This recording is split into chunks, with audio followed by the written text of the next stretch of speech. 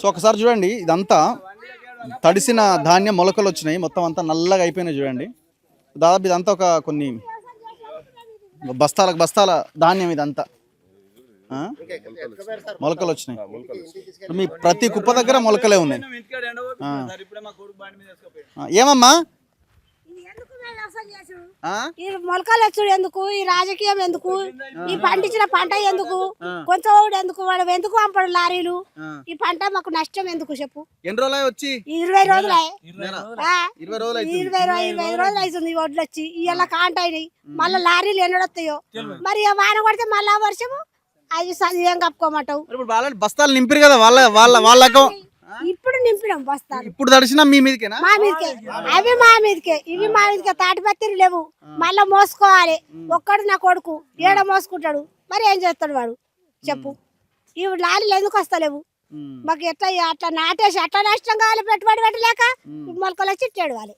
ఈ సత్తుడు నయం కదా ఒక శతం. మరి హైదరాబాద్ లో కూర్చున్న లీడర్లు అంతా అయిపోయా మంచిగా. ఇప్పుడు ఎవడన్నా అత్తుండే, వాడు ఓట్లు వేసినాడే వచ్చిండు. ఇప్పుడు ఎవడన్నా అత్తుండే వాడు, ఎవడన్నా అత్తుండే రైతు నష్టం అవుతుందని ఎవడేస్తాడు. ఇలా ఆయన వచ్చి ఎయ్యరమ్మా ఎయ్యరని వచ్చిపోయిండు. పైసలు తీసుకొని వేసినాడు వాడు. ఎవడిచ్చిండు? ఎవడిచ్చిండు వాడు? ఇయ్యలే మాకు ఎవడు. ఓట్లు వేసేటప్పుడేమో డబ్బు పైసలు తీసుకొని ఓట్లు వేస్తాం, వాడిని అడుగుతున్నాం. మరి డబ్బులు ఇస్తున్నాం, మనకు డబ్బులు ఇస్తే ఇప్పుడు నష్టం కావాలా? ఒడ్ల పంట నష్టం కావాలా? పెట్టుబడి ఎంత అవుతుంది, లాగోడు ఎంత అవుతుంది, ఇప్పుడు ఎంత నష్టం అవుతున్నాము. ఇప్పుడు ఆ భారతాన్ని లేకపోయి మళ్ళీ కప్పుకుంటే తాటిపత్రి లేకపోయే, మళ్ళీ ఇప్పుడు నాంతే మళ్ళీ దానికి కటింగులు. ఎప్పుడు ఇట్లే ఉందా? ఈ సంవత్సరమే వాడు ఎక్కిండు అంటే ఈ సంవత్సరం ఇట్లా ఎత్తుండు.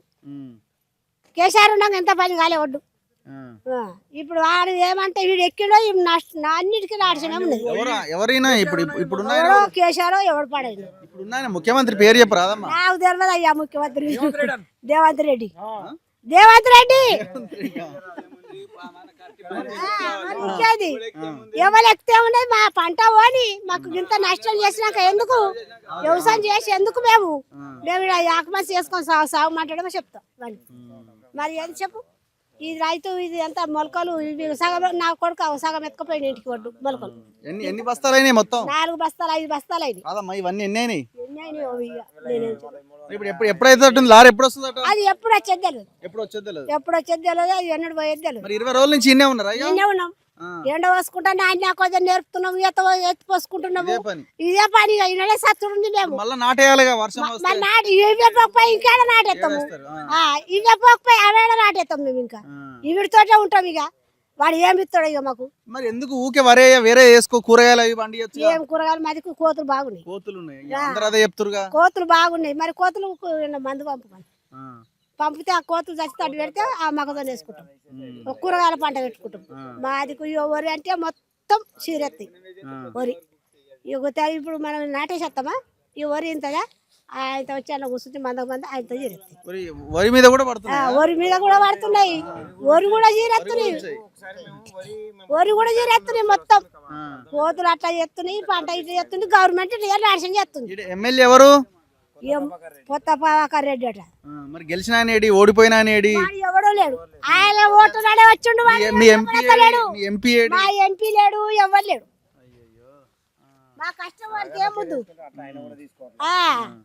మా ఆయన లేడు, ఆయన వస్తారు. అంతా మెరుగులో వస్తారు, బొమ్మలో వచ్చి చూసుకుంటా పోతారు.